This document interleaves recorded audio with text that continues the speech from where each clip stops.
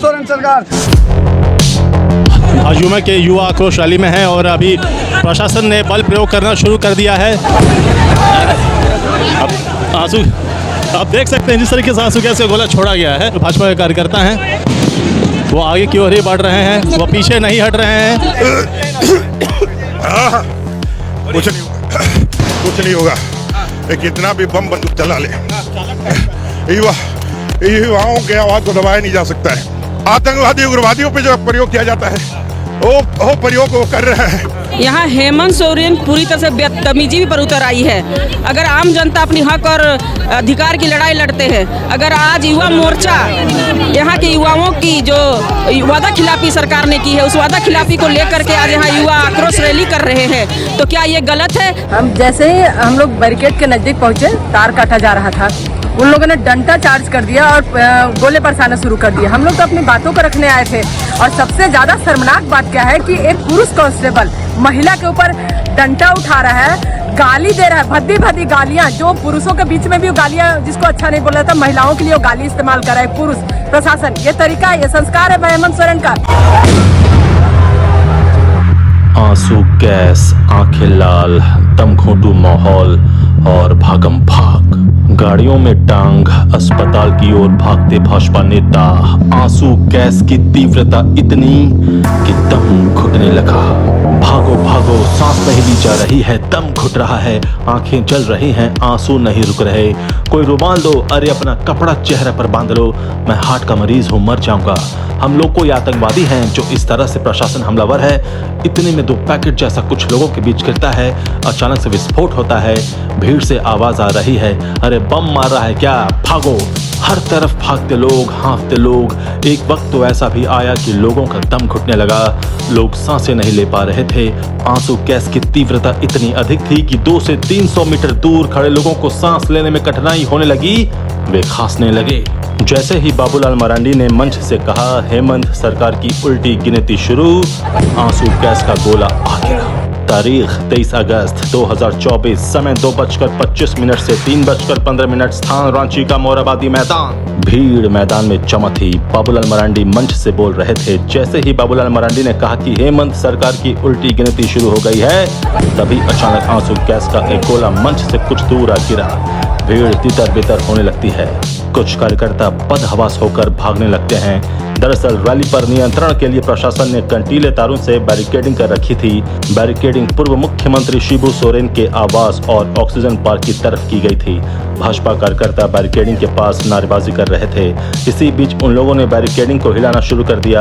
कुछ लोगों ने प्लास से नुकीली तारों को काटना शुरू किया।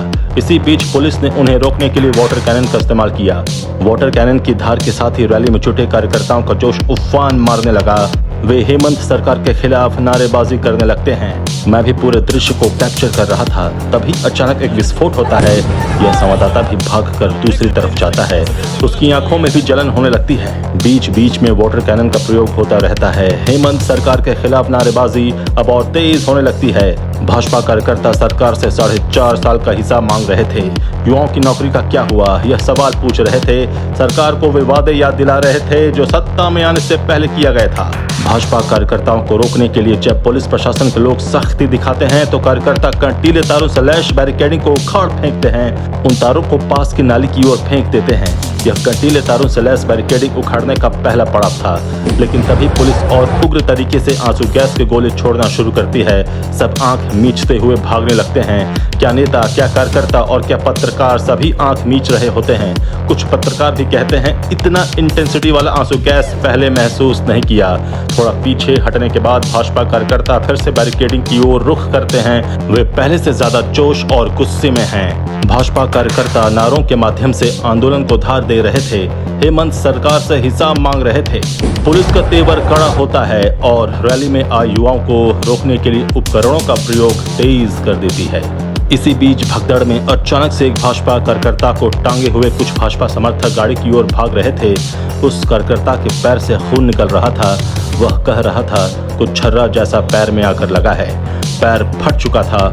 खून की धार और दर्द के बीच भी वह कार्यकर्ता जोर जोर से नारा लगा रहा था।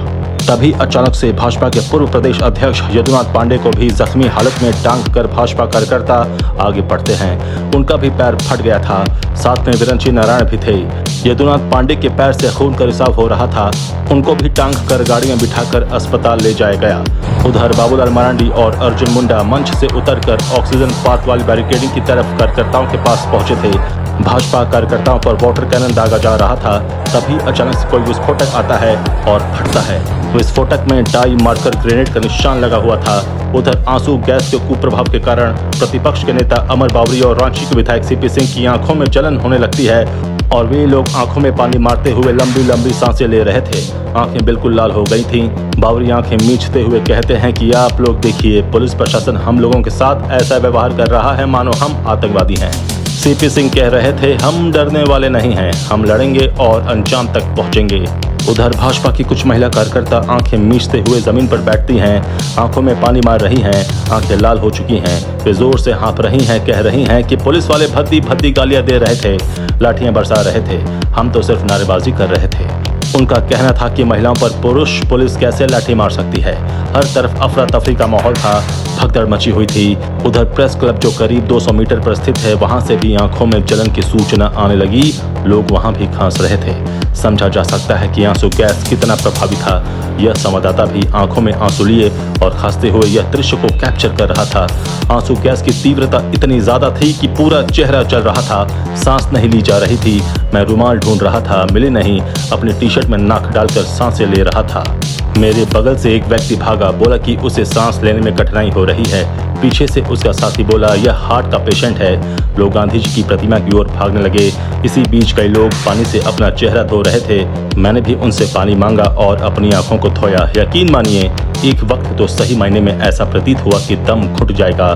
जितना भागा जाए कम पड़ रहा था, लेकिन आंसू गैस की तीव्रता पीछा नहीं छोड़ रही थी।